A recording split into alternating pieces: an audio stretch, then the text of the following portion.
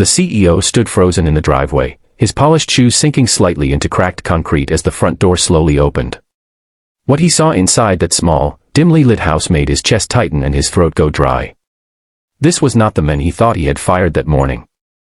And in that moment, everything he believed about success, failure, and people began to fall apart. If stories about kindness, second chances, and unexpected human connection move you, you're in the right place. Take a second to subscribe to Kindness Tales, tap like if this story touches you, and share your thoughts in the comments as we dive into what happened before that door ever opened. That morning had started like any other for him.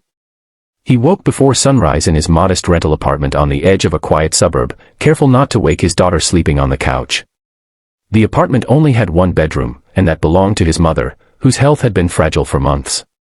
He folded the blanket gently, kissed his daughter's forehead, and moved quietly into the kitchen.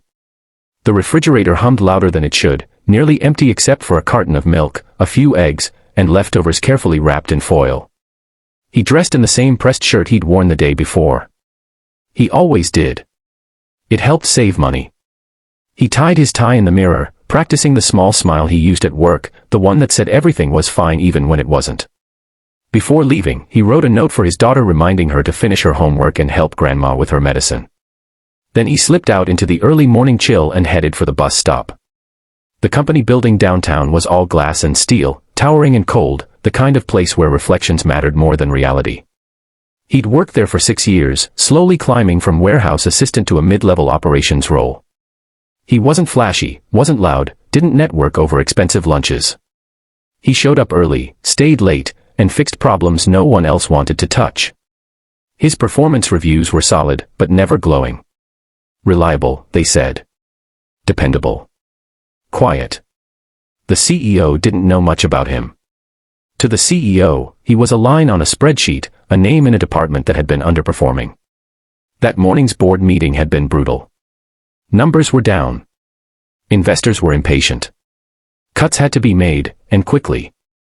By the time the CEO returned to his office, frustration sat heavy on his shoulders. When the man was called into the conference room, he already felt something was wrong. He'd learned to read the air at work. The way people avoided eye contact. The forced politeness. The silence. The HR representative sat stiffly at the table. The CEO spoke in a calm, rehearsed voice about restructuring and difficult decisions. Words like alignment and efficiency filled the room. He listened quietly. He nodded.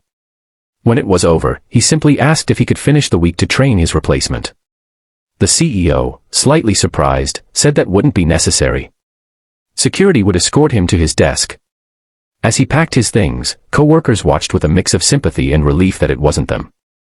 He slipped his notebook into his bag, the one filled with handwritten reminders and ideas no one had ever asked for. On his way out, he stopped by the janitor's cart and thanked him for always keeping the floor clean near his desk. The janitor smiled, confused but grateful.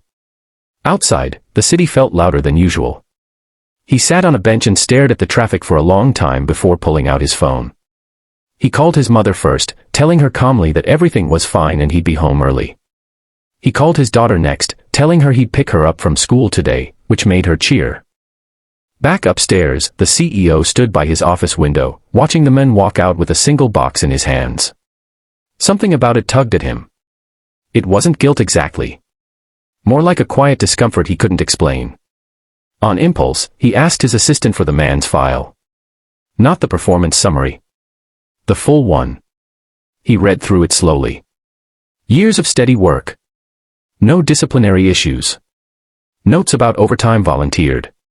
A short mention of requesting flexible hours due to family health issues. He frowned.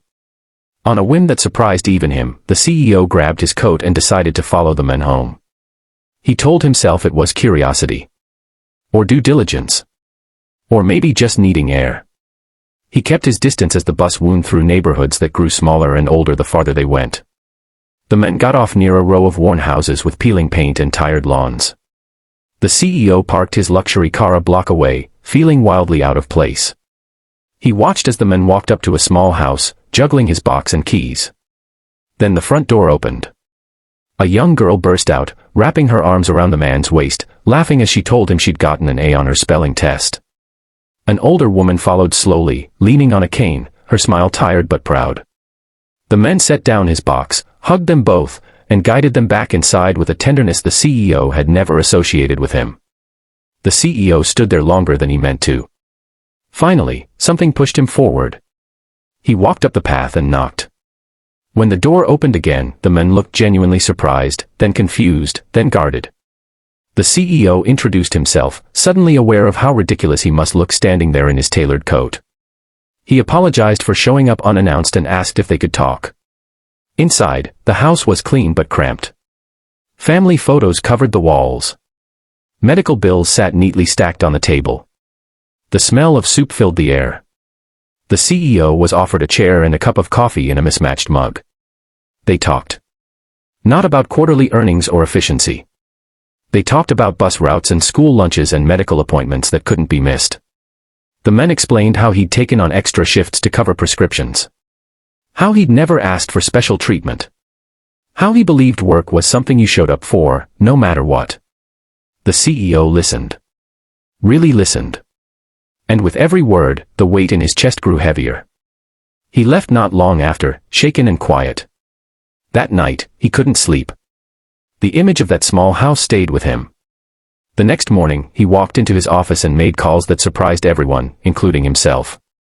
What followed changed more than one life. In the weeks ahead, the man found himself not only reinstated, but promoted into a role that finally matched his quiet leadership. Flexible hours were arranged. Support was offered, not as charity, but as respect. The CEO didn't announce his change of heart with a grand speech. He simply acted differently. He started asking questions. He started seeing people. That driveway moment stayed with the CEO. It reshaped how he ran the company and how he measured success. And for the man and his family, it meant stability, dignity, and the rare feeling of being truly seen.